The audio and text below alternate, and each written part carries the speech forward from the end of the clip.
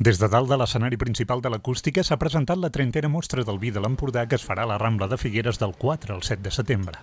Està consolidada, però realment el que celebrem en aquest 30è aniversari és la consolidació d'aquesta fira com una fira d'una producció excel·lent en qualitat i amb un valor afegit tant en la producció com en la distribució i comercialització. Hi haurà 19 cellers de la DO Empordà que oferiran els seus productes en una Rambla transformada i ben diferent a edicions anteriors.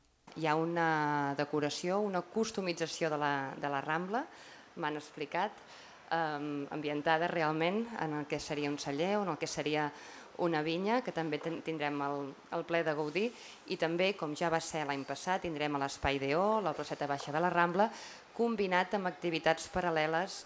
El foment de l'enoturisme és un dels grans objectius de la mostra, que a més aposta per a la tecnificació i professionalització. Donat que si el turisme és la primera indústria de la nostra ciutat i de la nostra comarca, el sector agroalimentari està just al costat i la punta de llança d'aquest sector agroalimentari és precisament la vinya i el vi.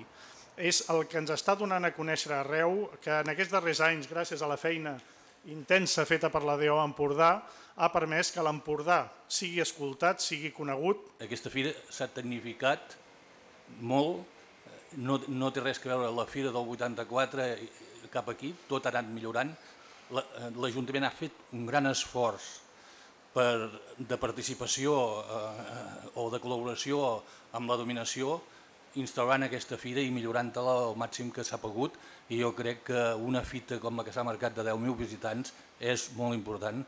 El pregoner d'enguany serà l'emprenedor figuerenc Dídac Lee. Serà el senyor Dídac Lee.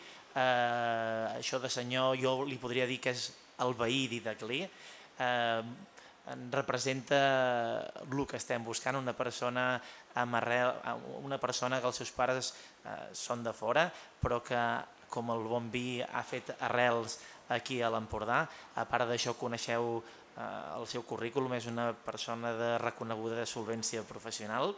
30 accions promocionals complementen la 30a mostra que compta amb la implicació de diferents sectors de la ciutat.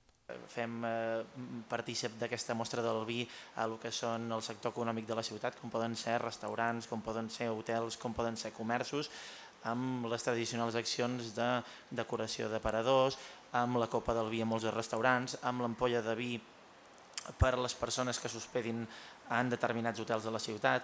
Podríem també fer menció a l'acord que vam tancar amb Renfe pel 30% de descompte. El tiquet de degustació costarà 10 euros i permetrà tastar 6 vins i 6 productes d'alimentació. S'esperen uns 10.000 visitants.